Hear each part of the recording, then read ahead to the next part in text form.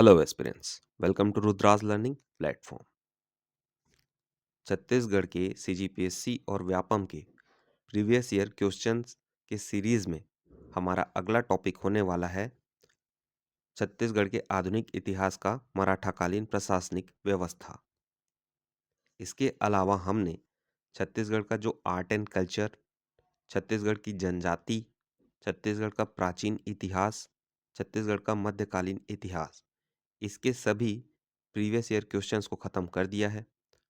तो जो कोई भी ठीक है क्वेश्चन अटेम्प्ट नहीं किया होगा, जाइए क्वेश्चंस को अटेम्प्ट कीजिए, क्योंकि व्यापम और सीजीपीएससी में प्रीवियस ईयर क्वेश्चंस का रोल जो है काफ़ी इम्पोर्टेंट होता है। ठीक है, अगर जो टॉपर्स होंगे उनसे भी आप कंसल्ट करेंगे तो भी आपको यही बताया जाएगा कि व्यापम के जो प्रीवियस ईयर क्वेश्चंस होते हैं उनमें से 60-70 कभी-कभी 80 और 90% भी questions directly previous year question से पूछ लिए जाते हैं। तो आई होप कि आप सभी इन सभी क्वेश्चंस को अटेम्प्ट अच्छे से सीरियसली करेंगे। ठीक, चलिए वीडियो को शुरू करते हैं। शुरू करने से पहले आप सभी से रिक्वेस्ट है कि जिनको भी यह वीडियो यूज़फुल लगे चैनल को सब्सक्राइब करें, वीडियो को लाइक करें और ज़्यादा से ज़्यादा शेयर करें। चलिए वीडियो को शुरू करते हैं। भोसला शासकों ने अपना शासन संचालित करने के लिए अनेक अधिकारियों की नियुक्ति की। कोई भी जो प्रशासन होता है उन्हें चलाने के लिए हमें अधिकारियों की जरूरत पड़ती है। तो उस समय भी यही हुआ कि भोसला शासक थे, वो लोग अपना शासन को संचालित करने के लिए अनेक अधिकारियों की नियुक्ति किए। इन पदों का विवरण बताया गया है। देखिए, सूबेदार नाम का जो अधिकारी होता था वह सूबा शासन का सर्वोच्च अधिकारी होता था। जो भोसला शासकों के, यहाँ पर वो हेडिंग नहीं होगा, ठीक है, यहाँ पर थोड़ा मिसप्रिंट हो गया है। ठीक है, भोसला शासकों के प्रतिनिधि के रूप में शासन करता था। यह सैनिक, दीवानी, फौजदारी मामले का विभाग का प्रमुख होता था। याद रखिएगा, सूबेदार जो अधिकारी होता था वह सूबा शासन का सर्वोच्च अधिकारी था, जो भोसला शासकों के प्रतिनिधि के रूप में शासन करता था। यह सैनिक, दीवानी, फौजदारी मामले विभाग का प्रमुख होता था। अगला अधिकारी है कमाविंसदार। कमाविंसदार जो है वह परगना का सर्वोच्च अधिकारी होता था, जो सूबेदार के प्रति उत्तरदायी होता था। यह कमाविंसदार जो है वह सूबेदार के प्रति उत्तरदायी होता था। अपने क्षेत्र में शांति सुरक्षा के साथ साथ राजस्व वसूली जैसे कार्यों का निर्वहन भी करता था। ठीक है, दो काम यह है इसके कमाविंसदार का, याद रखिएगा कि यह परगना का सर्वोच्च अधिकारी होता था जो सूबेदार के अंडर काम करता था और अपने क्षेत्र में शांति सुरक्षा के साथ साथ राजस्व वसूली जैसे कार्यों का निर्वहन करता था। अगला पद है गौटिया। गौटिया जो है गांव का प्रमुख हुआ करता था। यह ग्रामीण स्तर पर सर्वोच्च पद था जिसका प्रमुख कार्य ग्रामीण शासन का संचालन करना था। यह कलचुरी कालीन पद था जो मराठा काल में भी यथावत बना रहा। यह क्वेश्चन पूछा जाता है कि कौन सा पद जो है कलचुरी कालीन पद था जो मराठा काल में भी यथावत बना रहा।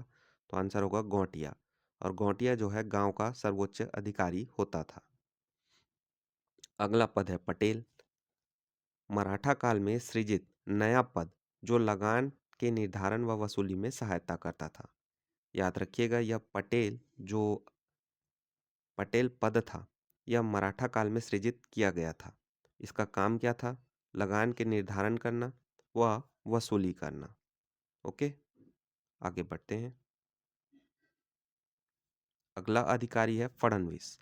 फडणवीस का काम आय व्यय का हिसाब करना होता था, या सीधे भाषा में कहें तो फडणवीस जो है वह आय व्यय का हिसाब करने वाला सर्वोच्च लेखा अधिकारी होता था। अगला पद है बरार पांडे। बरार पांडे का काम लगान का निर्धारण करना होता था। लगान का निर्धारण किस आधार पर? तो कृषि उत्पादकता के आधार पर। आज जैसे इनकम टैक्स लिए जाते हैं, किस आधार पर? इनकम के आधार पर पता होगा इनकम के अलग-अलग स्लैब्स बनाए जाते हैं। अलग-अलग इनकम पर अलग-अलग परसेंटेज होता है टैक्स का। उसी प्रकार उस टाइम पर भी बरार पांडे जी जो थे, वह लगान का निर्धारण करते थे कृषि उत्पादकता के आधार पर। ओके। अगला पद है पंडरी पांडे। पंडरी पांडे जो है उस समय के आबकारी अधिकारी हुआ करते थे। ठीक। काम क्या था? मादक द्रव्य से होने वाली आय का हिसाब रखने वाला अधिकारी। पोतदार क्या होते थे? यह राजकोष अधिकारी थे जो परगने के आय व्यय का हिसाब रखते थे, अर्थात खजांची के रूप में कार्य करते थे। बढ़कर परगने की सामान्य स्थिति की सूचना कमाविंजदार को देता था। अगला पद है कोटवार। गौटिया एवं पटेल का सहयोग करना इसका काम होता था। अगला पद है पौनी। यह उस समय का चपरासी पियून हुआ करता था। यह विशेष सेवादार होता था। ओके। चलिए अब क्वेश्चंस को शुरू करते हैं। पहला प्रश्न है, परगना पद्धति के अंतर्गत छत्तीसगढ़ में प्रांतों को परगनों में विभाजित किया गया था, जिसका अधिकारी निम्नलिखित में से कौन था? ए कमाविंजदार, बी सूबेदार, सी फडणवीस, डी पटेल। थोड़ी देर पहले अगर आपको याद हो तो मैंने आपको बताया था कि कमाविंजदार जो है वह परगने का सर्वोच्च अधिकारी होता था। तो यहाँ पर हमारा आंसर हो जाएगा ए कमाविंजदार। परगना पद्धति के सूत्रधार कौन थे? बिंबाजी भोसले। किंतु परगना पद्धति को लागू करने वाला कौन था? तो सूबेदार विट्ठलराव दिनकर।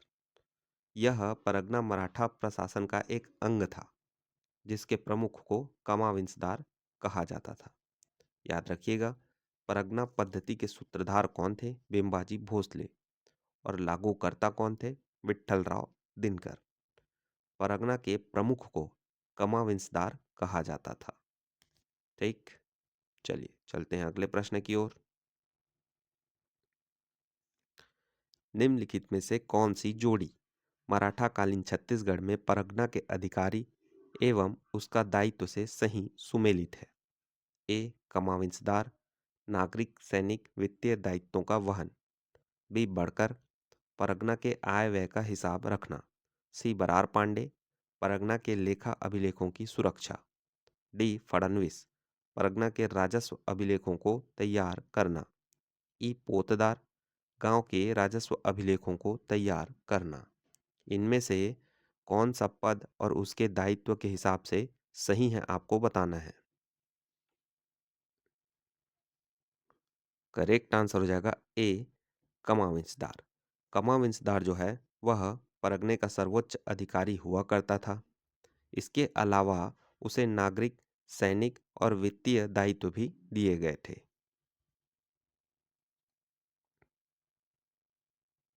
अगला प्रश्न है, छत्तीसगढ़ में मराठा प्रशासन में परगने का प्रमुख अधिकारी कौन था?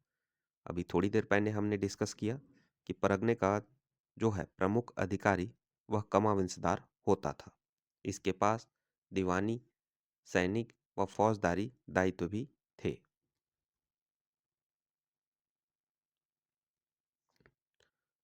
ये वही सभी अधिकारियों के डिटेल्स। अगला प्रश्न है, छत्तीसगढ़ में मराठा प्रशासन के संबंध में निम्नलिखित में से कौन सा कथन सत्य है? आपको बताना है। ऑप्शंस है, ए मराठों ने कलचुरियों की प्रशासनिक व्यवस्था को जारी रखा। बी मराठों का छत्तीसगढ़ के खालसा क्षेत्र पर प्रशासकीय नियंत्रण था। सी मराठों ने भू राजस्व का तहसाला बंदोबस्त लागू किया। डी मराठों ने छत्तीसगढ़ का प्रशासन कलचुरी राजाओं को सौंप दिया। ई मराठों ने छत्तीसगढ़ में इजारेदारी व्यवस्था लागू की। करेक्ट आंसर हो जाएगा बी मराठों का छत्तीसगढ़ के खालसा क्षेत्र पर प्रशासकीय नियंत्रण था। देखिए, खालसा क्षेत्र जो होता है, खालसा भूमि या खालसा क्षेत्र, यह एक प्रकार का सरकारी जमीन होता है जिसका शासन होता है। खालसा भूमि जो है उसी के शासक के अंतर्गत डायरेक्टली आती है। ठीक है। तो वैसे ही याद रखिएगा, जो मराठाओं का जो है छत्तीसगढ़ के खालसा क्षेत्र पर प्रशासकीय नियंत्रण था। यह करेक्ट आंसर हो जाएगा।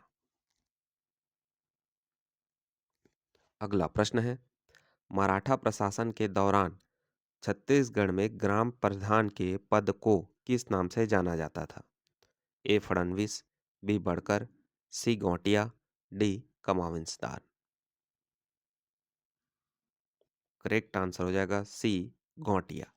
गौटिया जो है वह गांव का प्रमुख हुआ करता था, और यह गौटिया जो है वह कलचुरी कालीन पद था, जो आगे चलकर मराठाओं के समय में भी जारी रहा।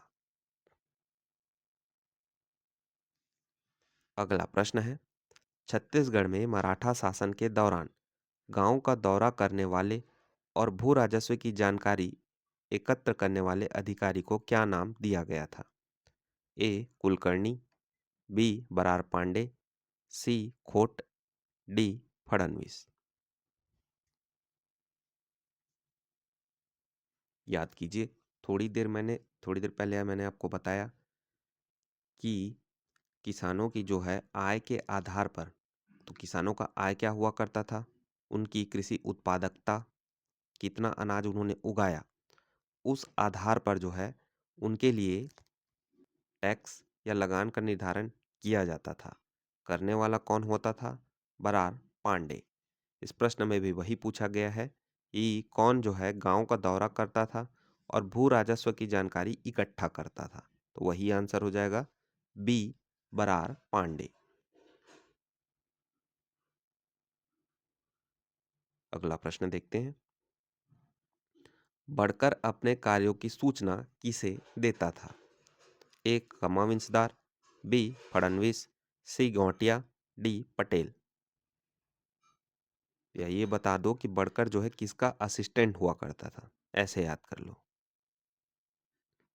करेक्ट आंसर हो जाएगा ए कमाविंसदार। बढ़कर जो है ना कमाविंसदार का असिस्टेंट हुआ करता था, अपने कार्यों की सूचना कमाविंसदार को देता था। अगला प्रश्न है, छत्तीसगढ़ में मराठा प्रशासन के अंतर्गत परगना पद्धति में निम्नलिखित में से कौन सी जोड़ी सुमेलित नहीं है? ए फडणवीस, परगने के आय व्यय का हिसाब रखना, बी बढ़कर, लगान संबंधी दस्तावेज तैयार करना, सी बरार पांडे, सरकारी संपत्ति की सुरक्षा करना, डी पोतदार, परगने की आमदनी का हिसाब रखना। करेक्ट आंसर हो जाएगा सी बरार पांडे। इसका काम सरकारी संपत्ति की सुरक्षा करना नहीं था। ये क्या करता था, गांव गांव में जाता था, सभी किसान की उत्पादकता को देखता था, कौन किसान कितना अनाज उगा रहा है, और उस आधार पर उसके लिए लगान का निर्धारण करता था। इसके अलावा फडणवीस यह परगने के आय व्यय का हिसाब रखने वाला सर्वोच्च अधिकारी हुआ करता था। बढ़कर, जो कि मैंने आपको बताया कि कमा मिसदार का असिस्टेंट हुआ करता था, यह लगान संबंधी दस्तावेज तैयार किया करता था। पोतदार का काम क्या था? परगने की आमदनी का हिसाब रखना। ठीक है। अगला प्रश्न है, छत्तीसगढ़ में मराठा प्रशासन के संबंध में निम्नलिखित में से कौन सा कथन सत्य नहीं है? ए प्रशासनिक इकाई परगना का मुख्य अधिकारी कमाविंसदार था, बी ग्राम प्रशासन गौटिया के द्वारा संपादित होता था, सी भू राजस्व वसूली के लिए कोटवार की नियुक्ति की गई थी, डी ग्राम स्तर पर ग्राम पंचायतें न्याय का कार्य करती थी। यहाँ पर आपको असत्य कथन बताना है।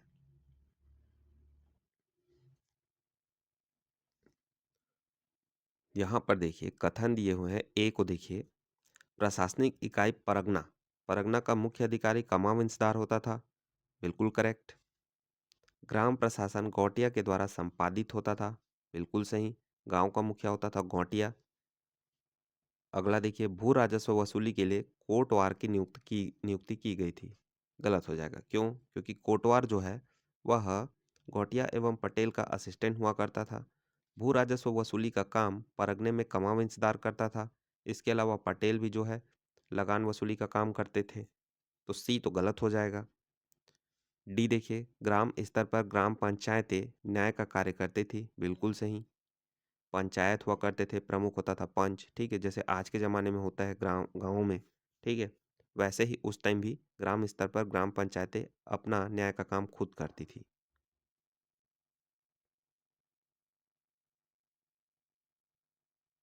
अगला प्रश्न है, निम्नलिखित में से किसने छत्तीसगढ़ में मराठा शासन के दौरान आय और व्यय का हिसाब रखा? ए गौटिया, बी पोतदार, परादार नहीं होगा, ये पोतदार है, मिसप्रिंट हो गया होगा, सी कमाविंसदार, डी फडणवीस। करेक्ट आंसर होगा डी फडणवीस। फडणवीस जो है वह आय और व्यय का हिसाब रखने वाला सर्वोच्च अधिकारी हुआ करता था। अगला प्रश्न देखते हैं, छत्तीसगढ़ में मराठा शासन के दौरान राजकोष अधिकारी का नाम क्या था? ए गडकरी, बी कारखानिस, सी पोतदार, डी किलेदार। करेक्ट आंसर हो जाएगा सी पोतदार। पोतदार जो है वह राजकोष अधिकारी हुआ करता था और यह परगने का आय व्यय का हिसाब रखता था, या अर्थात यह कह लो कि यह जो है खजांची के रूप में कार्य करता था। याद रखिएगा, पोतदार जो है राजकोष अधिकारी हुआ करता था, यह खजांची के रूप में कार्य करता था।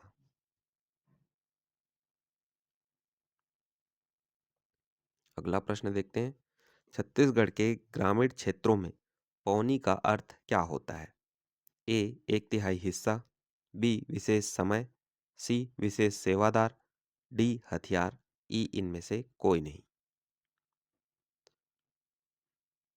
करेक्ट आंसर हो जाएगा सी विशेष सेवादार।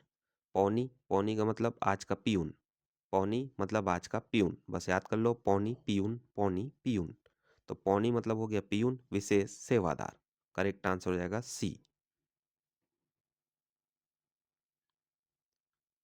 अगला प्रश्न है, दो सूचियां दी गई है, एक में दिया गया है परगना व्यवस्था के अधिकारी, एक सूची में दिया गया है दायित्व। मिलान करके आपको सही उत्तर बताना है।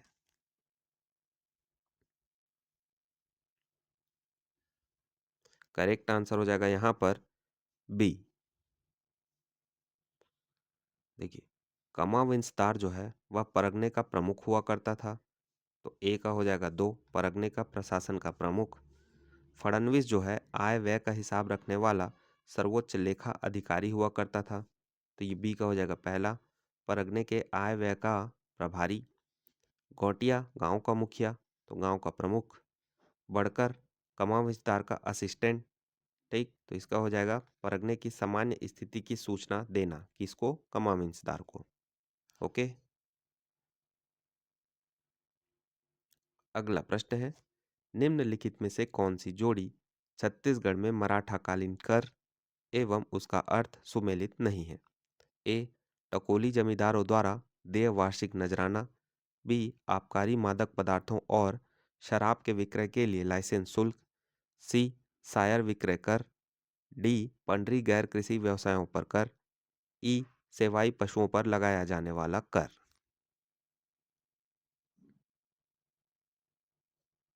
यहाँ पर एक्सट्रीमली सॉरी बोलना चाहूँगा, ठकुली यहाँ पर ना, जो यहाँ पर माँ स्पेस नहीं दिया गया है, टकोली के बाद दिया गया है जमींदारों द्वारा देय वार्षिक नजराना, आबकारी के बाद यहाँ पर स्लैश लगाना भूल गए हैं।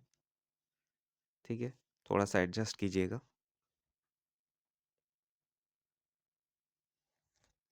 इसका करेक्ट आंसर हो जाएगा ई सेवाई, जो कि सही सुमेलित नहीं है। सेवई जो है वह कई अस्थायी करों का समूह हुआ करता था, या यह कह लो कि यह जुर्माना हुआ करता था। आज की डेट में जैसे होता है ना कि आप कुछ गलती करते हैं, आपके ऊपर फाइन ठोक दिया जाता है, वैसे ही उस टाइम सेवई हुआ करता था। ओके।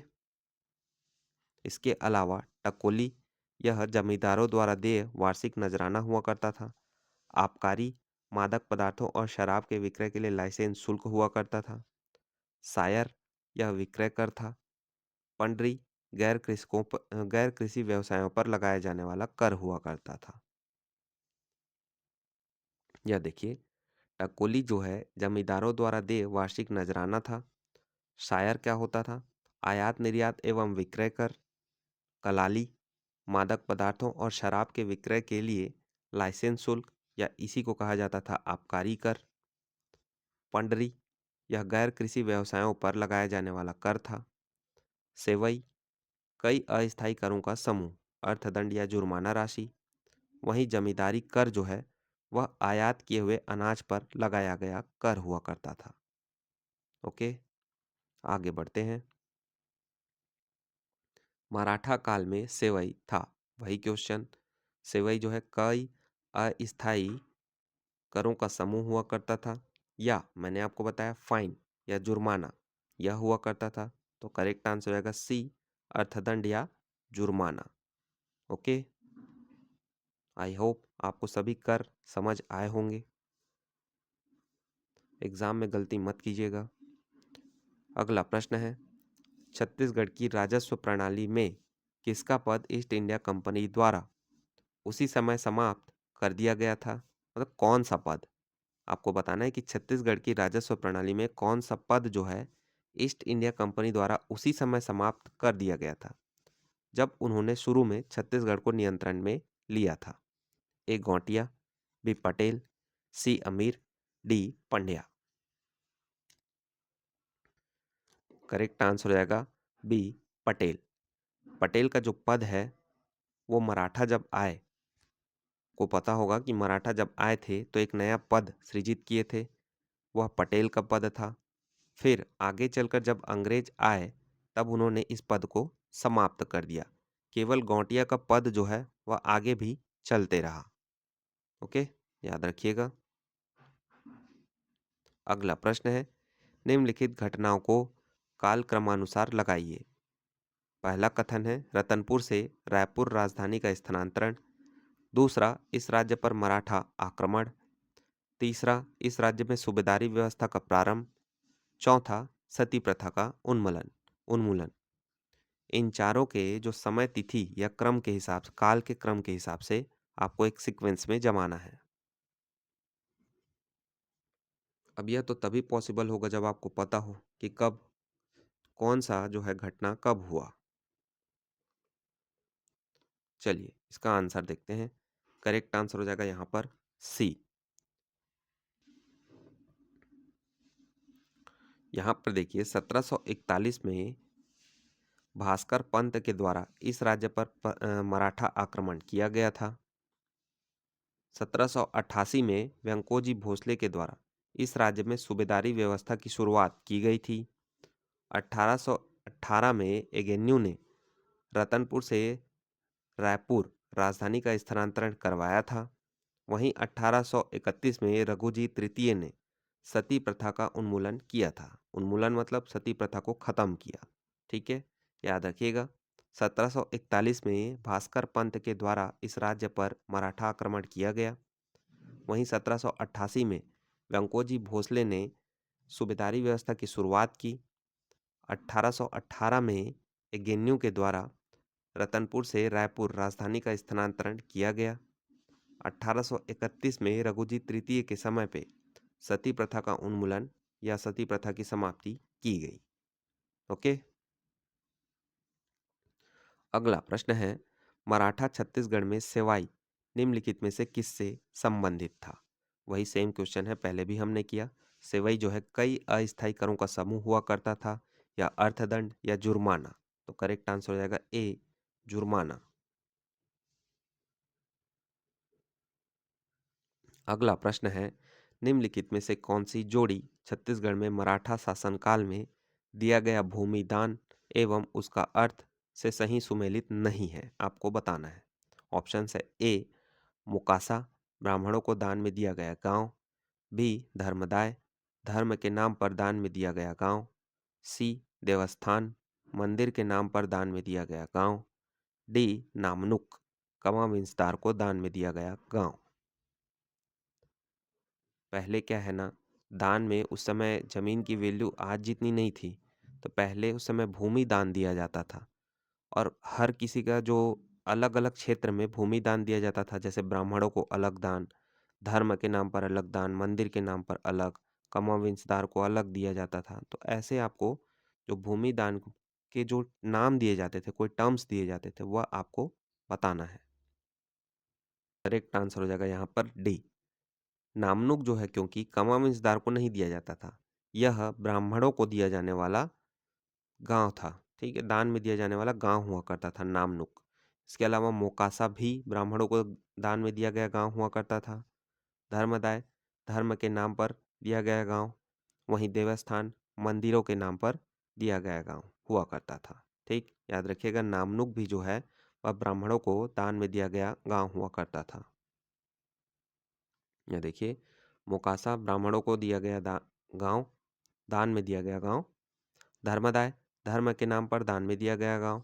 देवस्थान मंदिरों के नाम पर दान में दिया गया गांव। नामनुक ब्राह्मणों को दान में दिया गया गांव। याद रखिएगा इन टर्म्स को, ये टर्म्स काफी इंपॉर्टेंट है। अगला प्रश्न है, इस राज्य में मराठा शासनकाल में मोकासा ग्राम का अर्थ था। अभी हमने पढ़ा मोकासा जो है वह ब्राह्मणों को दान में दिया गया गांव हुआ करता था। तो करेक्ट आंसर हो जाएगा यहाँ पर ए।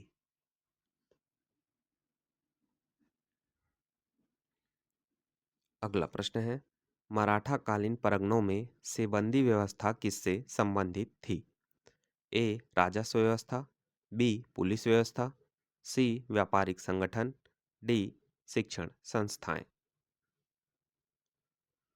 करेक्ट आंसर हो जाएगा बी पुलिस व्यवस्था। मराठा काल में कमाम विस्तार के अधीन सेबंदी होते थे जो गांव, कस्बों एवं नगर में पुलिस चौकियों में रहते थे। याद रखिएगा कि जो सेबंदी जो है वह कमाम विस्तार के अधीन होते थे और यह गांव, कस्बों एवं नगर में पुलिस चौकियों में रहा करते थे। अगला प्रश्न देखते हैं, मराठा कालीन छत्तीसगढ़ की पंचायती व्यवस्था में दो कथन बताए गए हैं पंचायती व्यवस्था के बारे में। पहला है एक सदस्य सरकारी कर्मचारी होता था। दूसरा, पंचायतों का फैसला न्यायालयों में भेजा जा सकता था। इन तीनों कथनों में आपको कौन सही है आपको बताना है। करेक्ट आंसर हो जाएगा यहाँ पर ए, दोनों ही कथन सही है।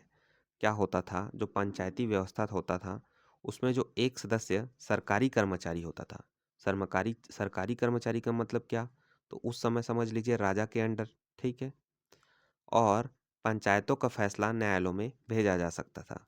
मान लो क्या हुआ, पंचायत हुए, वो लोग फैसला किए, जो लोगों को लगा ठीक है कि नहीं ये फैसला सही नहीं है, यहाँ पर अन्याय हो रहा है, तो वे लोग जो है जो राजा के अंडर न्यायालय हुआ करते थे वहाँ पर अपने फैसलों को लेकर जा सकते थे। जैसे आज के डेट में होता है ना कि अगर आप हाई कोर्ट के अगर किसी फैसले से संतुष्ट नहीं हैं तो उसे जो है न्यायिक समीक्षा के लिए आप सुप्रीम कोर्ट लेकर जाते हैं। वैसे ही उस टाइम हुआ करता था कि पंचायत में अगर कोई फैसला अगर आपको सही ढंग से नहीं लगा कि यहाँ पर अन्याय हुआ है तो आप इसे राजा के अंडर जो न्यायालय हुआ करते थे वहाँ भेज सकते थे। ठीक है, चलिए आगे बढ़ते हैं। अगला प्रश्न है, छत्तीसगढ़ी बोली में प्रचलित छह आगर छह कोरी का अर्थ क्या है? ए 26, बी 36, सी 136, डी 126, ई इनमें से कोई नहीं। करेक्ट आंसर हो जाएगा डी 126। देखिए यहाँ पर जो है एक कोरी का मतलब होता है 20, तो यहाँ पर 6 बोला गया है। 6 कोरी का मतलब क्या हो गया, 6 गुना 20, तो टोटल हो गया 120। आगर का मतलब होता है +1। ठीक, मतलब आपको जो भी वैल्यू दी गई होगी और आगर लिखा होगा, मतलब जितना भी वैल्यू आएगा उसमें आप +1 करेंगे। लेकिन यहाँ पर 6 अगर बोला है तो 6 6 इंटू 1 कितना हो गया 6। ठीक है, तो 6 कोरी का मतलब क्या हो गया, 6 गुना 20 मतलब 120, और 6 आगर का मतलब हो गया 6 गुना 1 मतलब 6, तो 6 धन 120 कुल मिला के कितना हो गया 126। याद रखिएगा एक कोरी की वैल्यू कितनी होती है 20, और आगर का मतलब क्या होता है +1। ठीक है, इसके अलावा यह भी याद रखिएगा कि एक बुक है, छह कोरी छह आगर तरिया और बूढ़ा नरवा। यह बुक जो है गोविंद पटेल के द्वारा लिखा गया था। याद रखिएगा, छह कोरी छह आगर तरिया और बूढ़ा नरवा, यह बुक गोविंद पटेल के द्वारा लिखा गया था। ओके। अगला प्रश्न देखते हैं। इस राज्य में मराठा शासनकाल में रक्षाबंधन के अवसर पर कमाविंसदार को दिए जाने वाले उपहार को क्या कहा जाता था? ए राखी कर, बी टीका और नजराना, सी रैयत भेंट, डी सेहसाल भेंट। करेक्ट आंसर हो जाएगा बी टीका और नजराना। देखिए, उस समय रक्षाबंधन के अवसर पर कमाविंसदार को उपहार दिया जाता था जिसे टीका और नजराना के नाम से जानते थे। अगला प्रश्न है, मराठा काल में परगनों के फसलों की दिशा एवं अन्य सूचना भेजने वाले अधिकारी का पद नाम था? ए फडणवीस, बी सवनवीस, सी बड़कर, डी तालुकेदार। बस इतना ही याद कर लो आप कि मैंने आपको बताया था कि कमाविंसदार परगना, देखिए परगना पूछा है तो परगना का अधिकारी कौन होता था? कमाविंसदार। तो परगना को सूचना कौन भेजता था? कमाविंसदार का असिस्टेंट। बस यही याद कर लीजिए आप कि कमाविंसदार का असिस्टेंट कौन था। करेक्ट आंसर हो जाएगा सी बढ़कर। बढ़कर जो है कमाविंसदार का असिस्टेंट हुआ करता था। यह परगने की जो है सूचना कमाविंसदार को भेजता था। अगला प्रश्न है, फडणवीस किस शासनकाल का राजस्व अधिकारी था? ए कलचुरी, वे ब्रिटिश, सी मराठा, डी नाग। जाहिर सी बात है, मराठाओं के बारे में पढ़ रहे हैं तो फडणवीस जो है मराठा का ही राजस्व अधिकारी था। यह आय व्यय का हिसाब रखने वाला सर्वोच्च लेखा अधिकारी हुआ करता था। फडणवीस मराठाकालीन राजस्व अधिकारी था जो परगने में होने वाली संपूर्ण आय व्यय का विवरण रखता था और इसकी सूचना कमाविंसदार को देता था। अगला प्रश्न है, मराठा सूबेदारों के नाम काल क्रमानुसार सजाइए। पहला है केशव गोविंद, दूसरा है यदुराव दिवाकर, तीसरा है विट्ठल दिनकर, चौथा है भीखा गोपाल।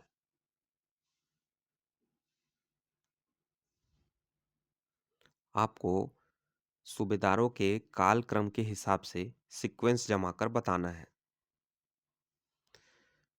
पिछले वीडियो में मैंने आपको एक ट्रिक बताया था सूबेदारों का नाम याद करने के लिए।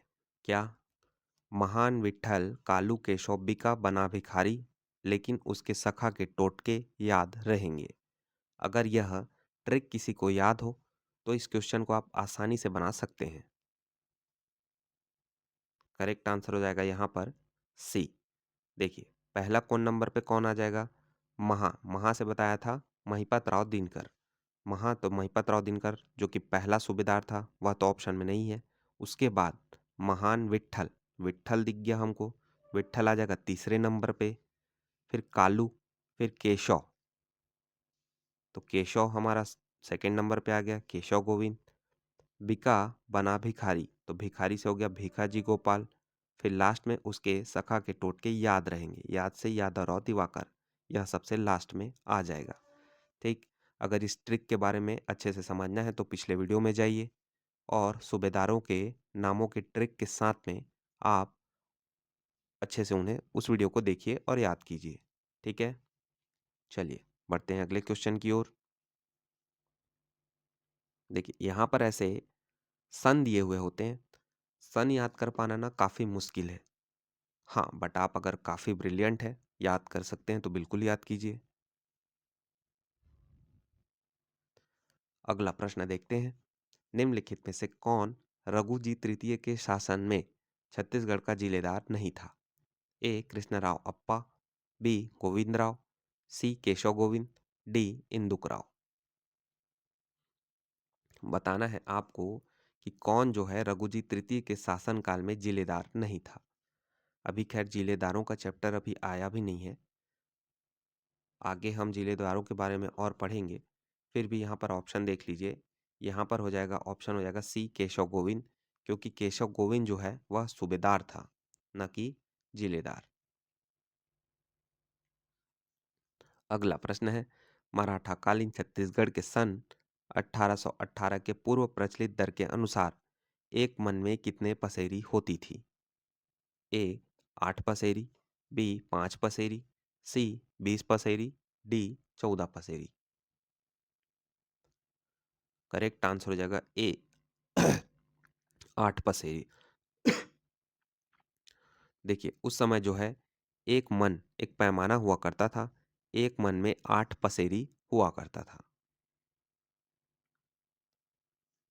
चलो, आज हमने मराठा कालीन जो भी प्रशासनिक व्यवस्था थी, उससे रिलेटेड प्रीवियस ईयर क्वेश्चंस को कवर कर लिया है। आगे के वीडियोस में हम इसके आगे के जो घटना है, जैसे ब्रिटिश के अधीन मराठा शासक हो गए, फिर प्रत्यक्ष मराठा शासक हो गए, फिर अंग्रेजों की एंट्री होगी, इन सभी के बारे में क्वेश्चंस को देखेंगे। तो वीडियो को, जिस किसी को भी वीडियो अच्छा लगा हो, चैनल को सब्सक्राइब करो, वीडियो को लाइक करो और ज़्यादा से ज़्यादा शेयर करो। आई होप कि आगे आने वाले वीडियोस में आप सभी बने रहेंगे। मिलते हैं नेक्स्ट वीडियो में। Thank you for watching. Bye bye.